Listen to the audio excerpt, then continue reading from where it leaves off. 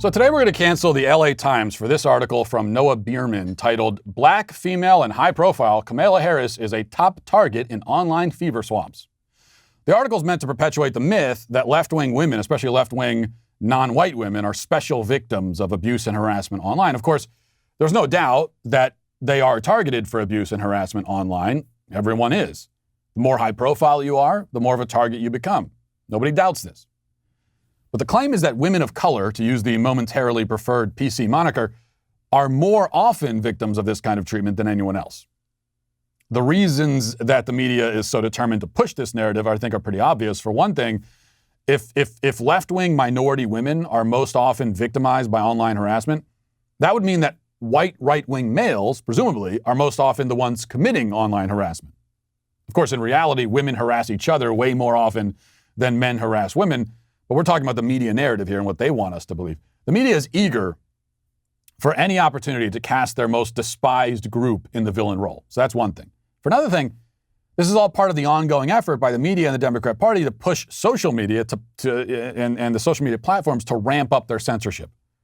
And that's made clear at the very start in the article. It says, quote, "Soon after Joe Biden announced last year that he would pick a woman as his running mate, Democratic Congresswoman Jackie Speier began warning Facebook executives. Female politicians receive the most vile online attacks, and the company's filters were failing to stop them.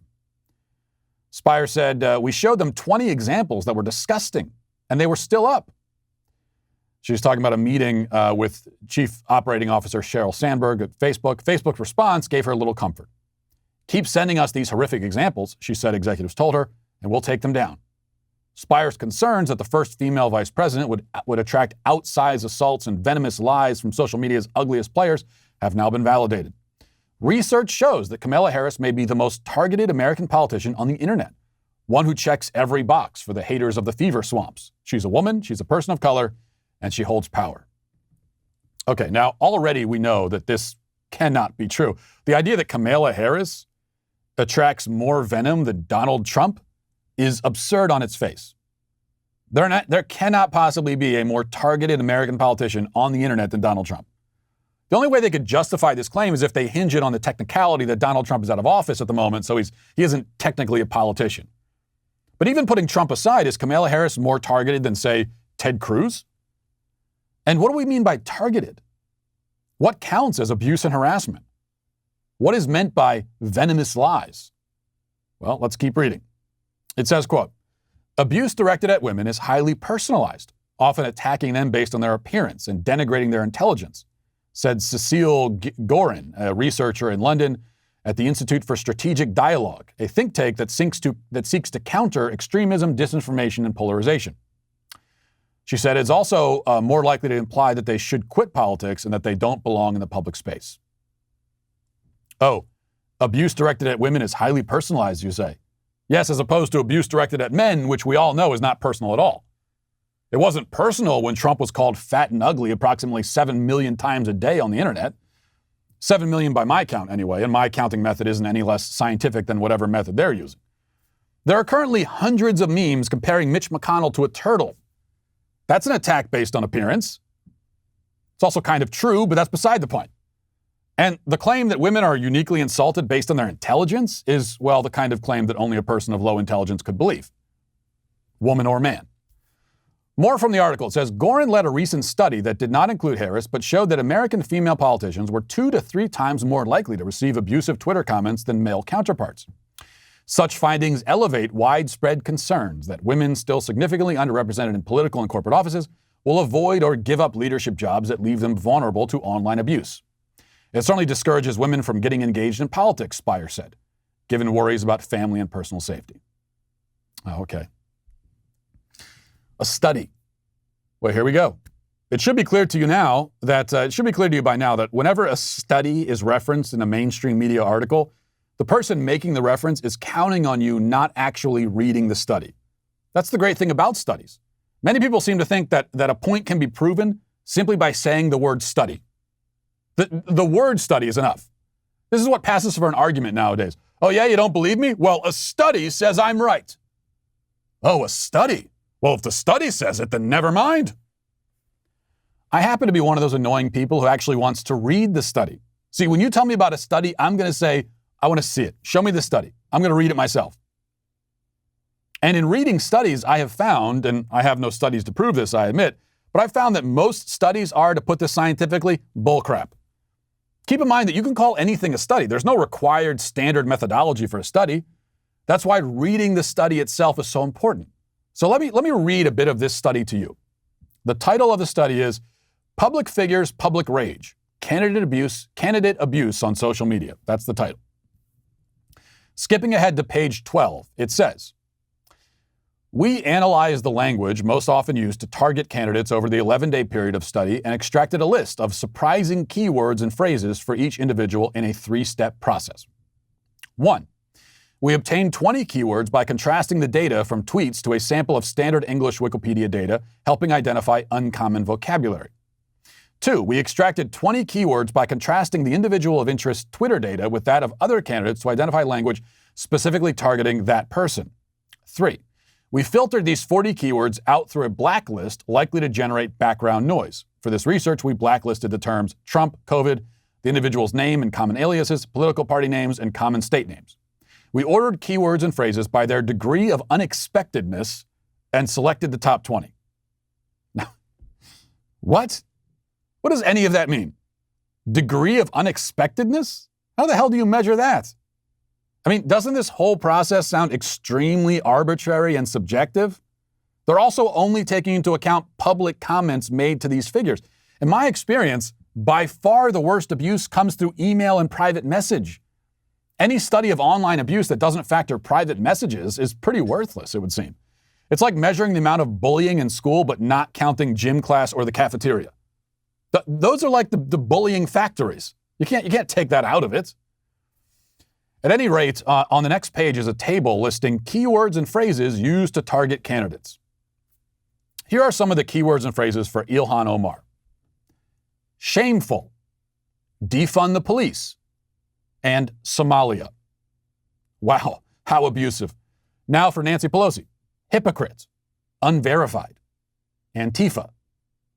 Yes, apparently to call out a woman's hypocrisy or to say that her claims are unverified is abusive now.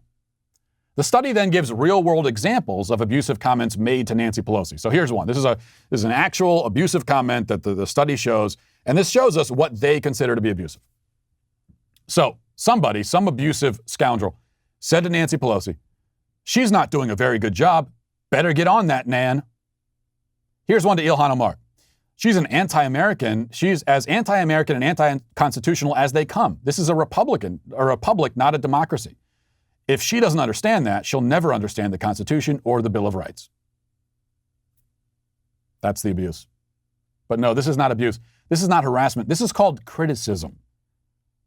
She's not doing a good job is a very civilized, very understated, very polite way of criticizing a politician who, in fact, is not doing a good job.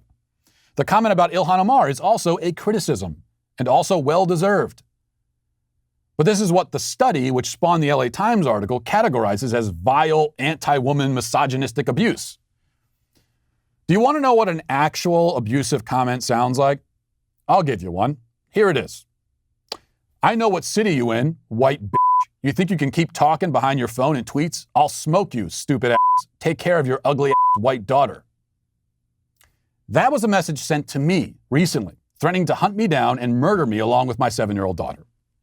That checks all the boxes, doesn't it? Racist, insulting, explicitly threatening.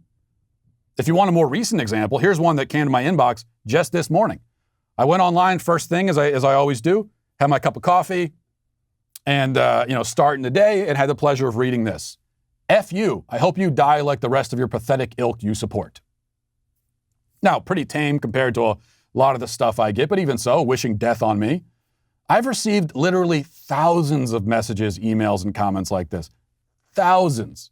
Threatening death, wishing death, threatening harm against my children, wishing harm against my children.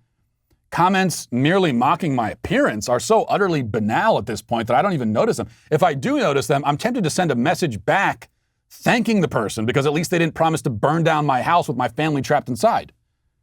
Compared to that kind of feedback, calling me ugly seems downright polite. Now, do I receive more than my fair share of this kind of vitriol? I don't know. Probably not. I have no way of knowing. What I do know is that being a white male with a platform on the internet does not in any way protect you from, quote, abuse. I can tell you that from experience. Trust me.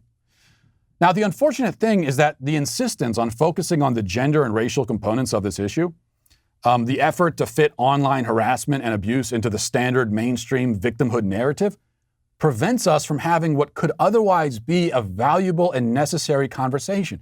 No, women are not specially targeted. Black people are not specially targeted, but they are targeted. Everybody is. And though many of the examples provided in the study are pretty trite, I have no doubt that, the people that are mentioned in the study receive plenty of the sort of, I hope you die, go kill yourself type comments, just as I do. We're used to people saying that kind of stuff on the internet. I'm used to people telling me that they hope my family dies painfully because they disagree with my political opinions. I'm used to it. We're used to it. But we shouldn't be. I mean, it does say something quite disturbing about humanity that this is how we treat each other when we have the cloak of anonymity to protect us. That's a conversation I would really like to have. That's a conversation we should be having. Because there are a lot of people who want to dismiss all of this and say, oh, it's just the internet, it doesn't count. No, it's not just the internet. These are people.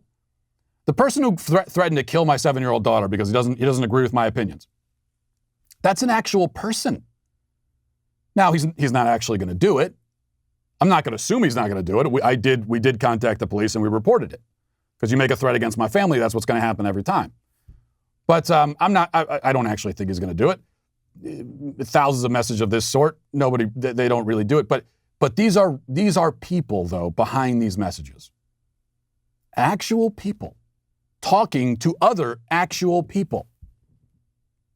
The fact that they'll only speak this way on the internet, that doesn't make it better. That only makes it worse.